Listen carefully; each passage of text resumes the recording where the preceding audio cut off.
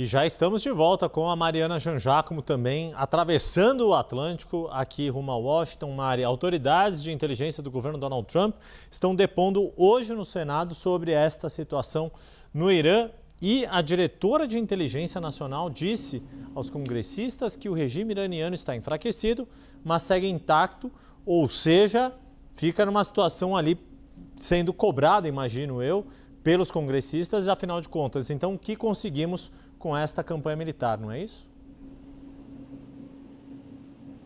Exatamente. Todas essas autoridades de inteligência estão sendo muito cobradas porque há informações, uma análise que foi obtida pela CNN de que o Conselho Nacional de Segurança e o Pentágono subestimaram a capacidade de reação do Irã aos ataques, principalmente no que diz questão ao Estreito de Hormuz, a disposição que o Irã tinha de fechar, de fato, o Estreito de Hormuz. Então, isso traz uma série de perguntas sobre o porquê desse erro de cálculo que levou a essa reação aparentemente então inesperada do Irã, uma reação mais forte do que a inteligência dos Estados Unidos imaginava. E é nesse sentido que as autoridades são cobradas agora pelos congressistas, principalmente a diretora nacional de inteligência aqui dos Estados Unidos, Tulsi Gabbard. Ela está sendo questionada sobre isso, foi questionada agora há pouco sobre se Trump perguntou a ela sobre quais seriam as possibilidades de o Irã de fato fechar o Estreito de Hormuz. E aí ela se esquivou, não respondeu diretamente a pergunta, disse que não quer falar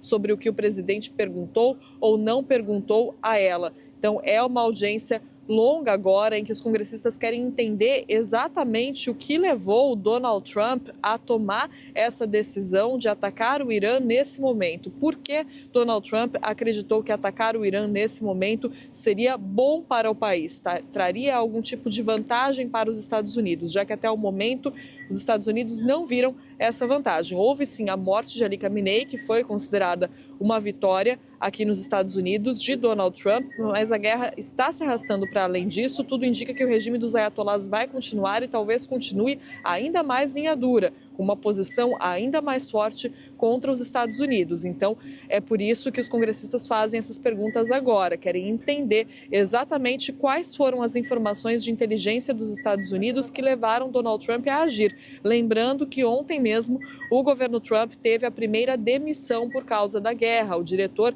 do Centro contra Terrorismo dos Estados Unidos, Joe Kent, que pediu demissão, escreveu uma carta anunciando essa demissão, publicou nas redes sociais dizendo que acreditava que o Irã não representava uma ameaça iminente aos Estados Unidos. Esse diretor, Joe Kent, era muito próximo, trabalhava de forma muito próxima à diretora da Inteligência Nacional, a Tulsi Gabbard, então ela responde a perguntas também nesse sentido. E essas audiências do Congresso são audiências importantes, claro, porque muitas vezes trazem respostas que a população quer saber e também acabam sendo um termômetro para entender exatamente o que está acontecendo nos bastidores do governo Trump.